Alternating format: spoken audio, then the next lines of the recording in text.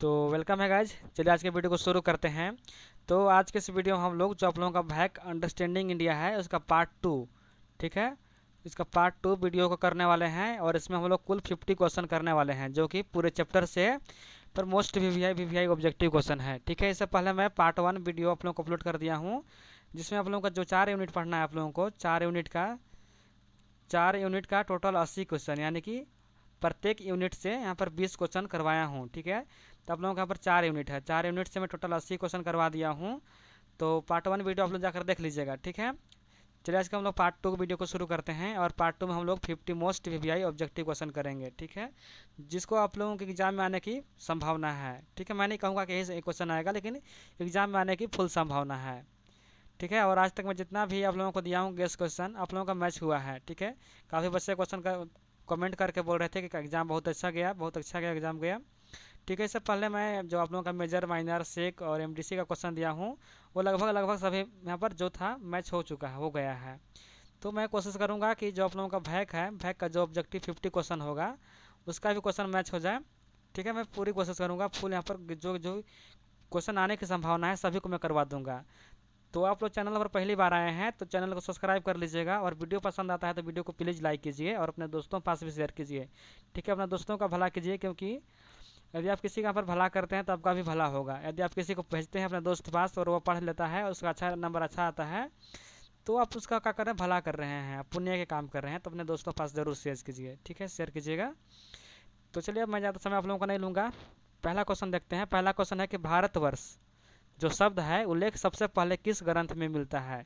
तो जो भारतवर्ष है जिसका नाम किसके नाम पर पड़ा है, तो मैं पार्ट 1 वीडियो में बताया हूँ कि जो राजा जो थे, राजा दुष्यंत और शकुंतला। ठीक है, माँ का नाम शकुंतला था और राजा दुष्यंत थे, उनका बेटा था जिसका नाम था भरत। ठीक है, भरत के नाम पर ही जो हम लोग भारत बोलते हैं, भारत पड़ा था। राजा भरत जो थे, शकुंतला और दुष्यंत के पुत्र, उसका नाम बेटा था भरत, उसी के नाम पर भारत देश का नाम पड़ा भारत। ठीक है, तो भारतवर्ष यानी कि भारतवर्ष शब्द का उल्लेख कहाँ पर मिलता है, तो जो विष्णु पुराण है, विष्णु पुराण में मिलता है। ठीक है, क्वेश्चन नंबर 2 है कि भारत की सबसे ऊंची चोटी पर्वत कौन सी है, तो कंचनजंगा। सबसे ऊंचा कौन सा है, कंचनजंगा। और भारत के नॉर्थ में कौन सा पहाड़ है, हिमालय है। ठीक है, और भारत के जो पश्चिम में है, पश्चिम में बंगाल की खाड़ी है और पूरब में अरब सागर है, दक्षिण में हिंद महासागर है। ये सभी चीज़ याद कर लीजिएगा, मैं पार्ट 1 में सभी क्वेश्चन करवा दिया हूँ।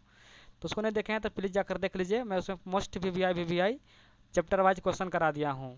ठीक है, चलिए अगला क्वेश्चन है कि भारत के दक्षिण छोर का नाम क्या है। तो भारत के जो दक्षिण छोर है उसका नाम है इंदिरा पॉइंट। ठीक है, और उत्तर जो भारत के उत्तरी बिंदु उत्तरी उत्तरी छोर है उसको बोलते हैं इंदिरा बिंदु।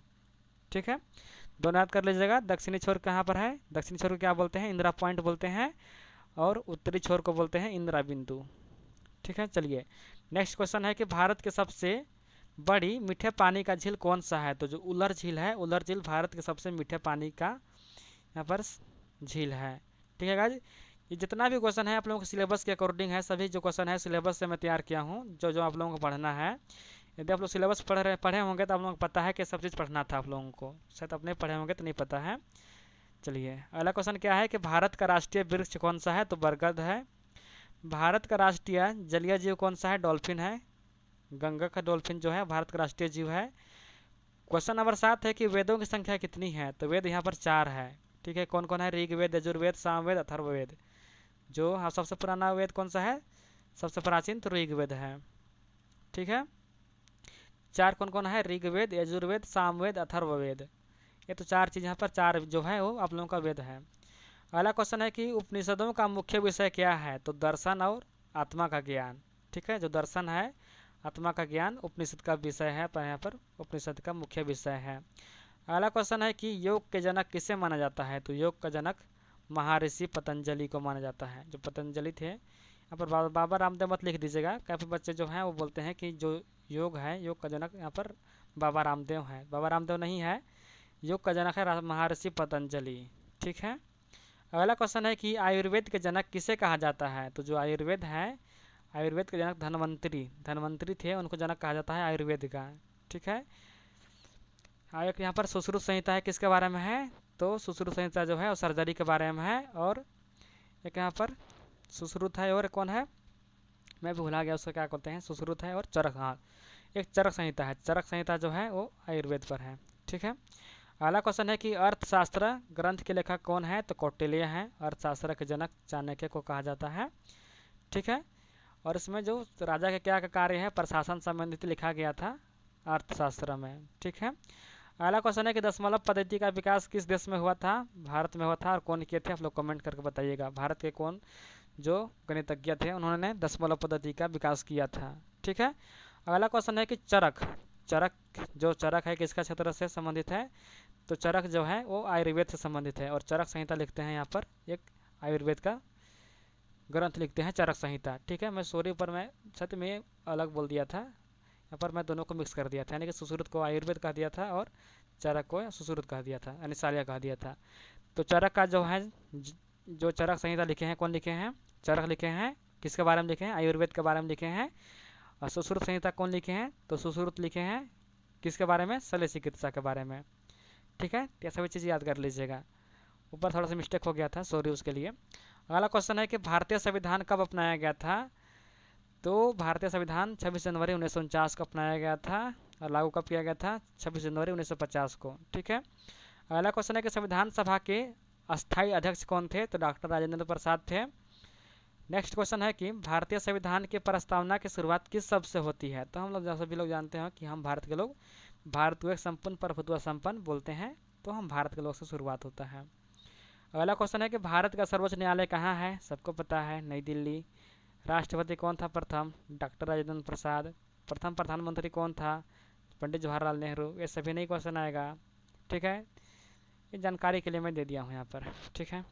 अगला क्वेश्चन है कि भारतीय संसद के कितने सदन हैं, तो 2 सदन हैं, लोकसभा और राज्यसभा। ठीक है। जो पार्लियामेंट है, पार्लियामेंट 2 है, लोकसभा और राज्यसभा। ठीक है। अगला क्वेश्चन है कि लोकसभा का कार्यकाल कितने होता है, 5 वर्ष का होता है। ठीक है।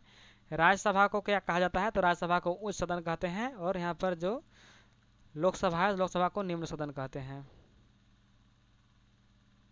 ठीक है। अगला क्वेश्चन है कि भारत में मतदान की न्यूनतम आयु कितनी है, तो 18 वर्ष है।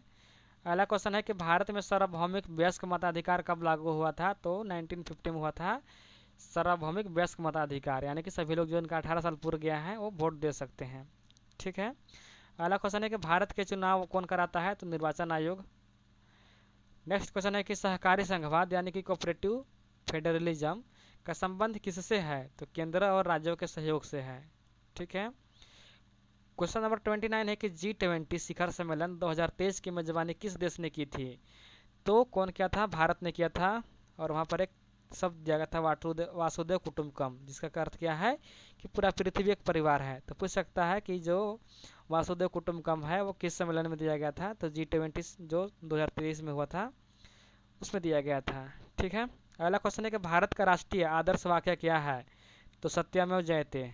ठीक है। सत्यमेव जयते है वो आदर्श वाक्य है भारत का राष्ट्रीय। ठीक है।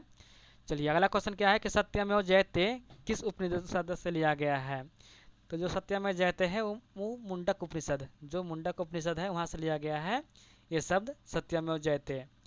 ये क्वेश्चन सब क्वेश्चन VVI है, कुछ कुछ को छोड़कर यहाँ पर कुछ क्वेश्चन जो है VVI है। ठीक है। जैसे ये क्वेश्चन VVI है, आ सकता है। नेक्स्ट क्वेश्चन है कि भारतीय राष्ट्रीय ध्वज का डिजाइन किसने तैयार किया था, तो जो भारतीय राष्ट्रीय ध्वज था उसका तैयार कौन किया था, पिंगली वेंकैया। ठीक है। अगला क्वेश्चन है कि राष्ट्रीय गान का रचयिता कौन है, रविंद्रनाथ ठाकुर है। और राष्ट्रीय गीत कौन लिखे हैं, तो बंकिम चंद्र चट्टोपाध्याय। जो राष्ट्रीय गीत है वो बंकिम चंद्र लिखे हैं, और राष्ट्रीय गान कौन लिखे हैं, रविंद्रनाथ टैगोर। ठीक है। टैगोर होगा, रविंद्रनाथ टैगोर।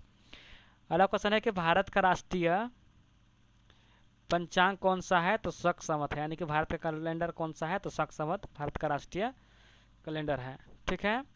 अगला क्वेश्चन है कि भारत रुपए का प्रतीक, यानी कि जो रुपए का प्रतीक होता है किसने बनाया था, तो जो यहाँ पर जो सिंबल है उसको उदय कुमार ने बनाया था। ठीक है।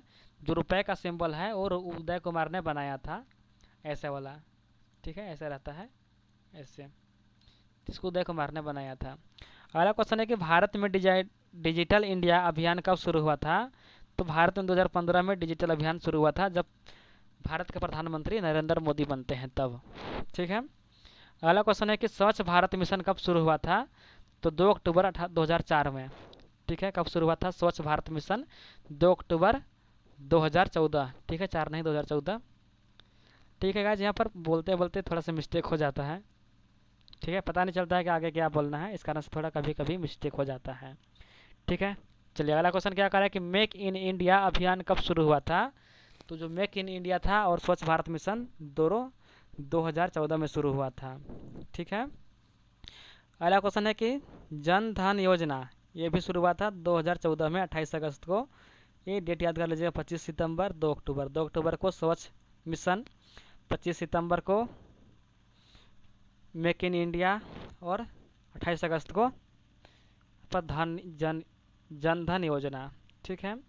अगला क्वेश्चन है कि भारत में पंचायती राज व्यवस्था किस समिति की सिफारिश पर शुरू हुआ? तो बलवंत राय मेहता जो समिति था वो उसके वहाँ पर सिफारिश पर जो पंचायती राज व्यवस्था है वो शुरू हुआ था, और भारत के अनुच्छेद 73 में जो अनुच्छेद है उसमें वर्णन किया गया है पंचायती राज व्यवस्था का, अनुच्छेद 73। ठीक है। अगला क्वेश्चन है कि ग्राम पंचायत का प्रमुख कौन होता है? तो मुखिया होता है, जिसे सरपंच भी कहीं कहीं पर बोलते हैं। ठीक है। अगला क्वेश्चन है कि भारत की सबसे बड़ी जनजाति कौन सी है? तो गोंड। जो गोंड जनजाति है भारत की सबसे बड़ी जनजाति है। अगला क्वेश्चन है कि झारखंड के सबसे बड़ी कौन है? संथाल लोग। सबसे बड़ा जनसंख्या किसका है? संथाल का झारखंड में। अगला क्वेश्चन है कि झारखंड की राजधानी रांची है।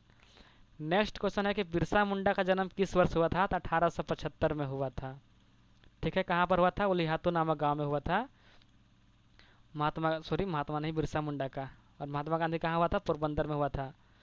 कब हुआ था? 2 अक्टूबर 1869। ठीक है, आई थिंक उतना में ही हुआ था। अगला क्वेश्चन है कि झारखंड स्थापना दिवस किस महान व्यक्ति की जयंती पर मनाया जाता है? तो बिरसा मुंडा के जब हुआ था 15 नवंबर 1875 जन्म हुआ था, उन्हीं के यहाँ पर क्या होते हैं, उन्हीं के शुभ अवसर पर मनाते हैं हम लोग झारखंड स्थापना दिवस।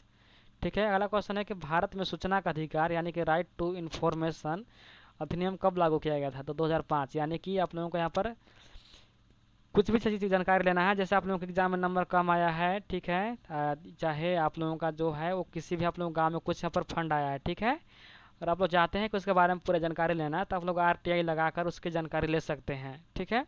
और आप लोग यदि आप RTI लगाते हैं और आप लोगों को जानकारी वहाँ पर क्या बोलते हैं कि जो जानकारी चाहिए वो जो जो फंड लिया है उसको देना पड़ता है, कि कितने का पास हुआ है, कितना पैसा आया है, ये सभी चीज़ आप लोग वहाँ से जानकारी कर सकते हैं RTI के तहत।